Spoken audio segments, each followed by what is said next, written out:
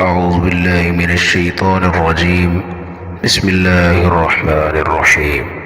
يا أيها الذين آمنوا إذا تداينتم بدين إلى أجل مسمى فاكتبوه وليكتب بينكم كاتب بالعدل ولا يأب كاتب أن يكتب كما علمه الله فليكتب وليملل الذي عليه الحق وليتق الله ربه ولا يبخس منه شيئا فإن كان الذي عليه الحق سفيا أو ضعيفا أو لا يستطيع أن يمل فليملل وليه بالعدل واستشهدوا شهيدين من رجالكم فإن لم يكونا رجلين فرجل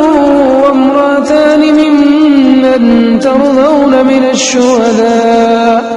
من الشهداء أن تضل إحداهما فتذكر إحداهما الأخرى ولا يأبى الشهداء إذا ما دعوا ولا تسأموا أن تكتبوا صغيرا أو كبيرا إلى أجله ذلكم أقسط عند الله وأقوم للشهادة وأدنى ألا ترتابوا إلا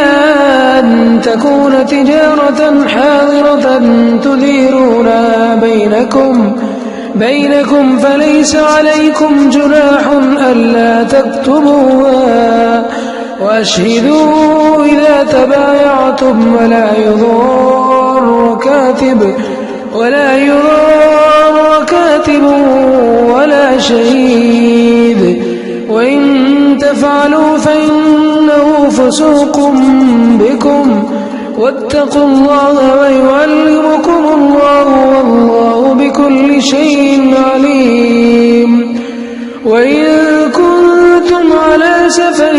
ولم تجدوا كاتبا فرهان مقبوضة فإن أمن بعضكم بعضا فليؤد الذي ائتمن أمانته وليتق الله ربه ولا تكتموا الشهادة ومن يكتمها فإنه آثم قلبه والله بما تعملون عليم.